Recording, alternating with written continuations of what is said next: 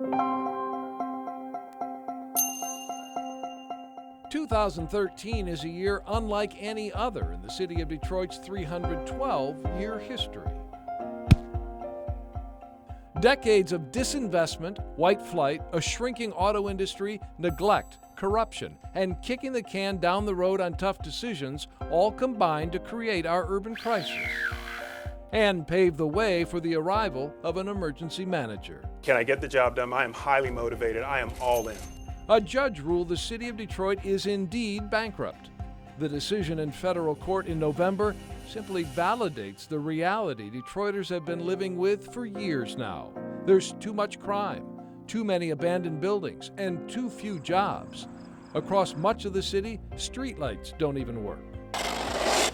On a recent morning, 77-year-old Arthur Daniel was clearing snow from the walk in front of his East Side home. He's lived in this formerly bustling Polish neighborhood since 1941. You've seen a lot of changes. Yeah, seen quite a few. Not all for the better. Well, it's mostly been downhill.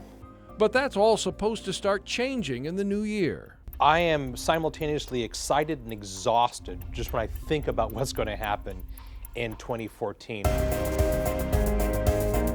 Sandy Barua is head of the Detroit Regional Chamber. His job is to sell Detroit and Southeast Michigan as a place to do business. The auto companies are thriving today, both the suppliers and the OEMs are thriving today because they fixed how they did business. The city of Detroit needs to do the exact same thing. Roger Penske and other business leaders stepped up to help public safety in 2013 and beyond. They financed, equipped, and delivered 100 new police cars and 23 EMS units. The philanthropic community is also backing a light rail system along Woodward Avenue that will run from Grand Boulevard to Congress Street in downtown Detroit. It really is a connective tissue. I think the sort of the zipper that ties the community together in a real effective way. We're going to break ground on M1 in the next couple of months, and we're really excited about it. The M1 rail project will be completed in 2016 and should help fuel the continued resurgence of Midtown and downtown. We need to actually ensure that this becomes an attractive place for people of all types to live, to work, to recreate.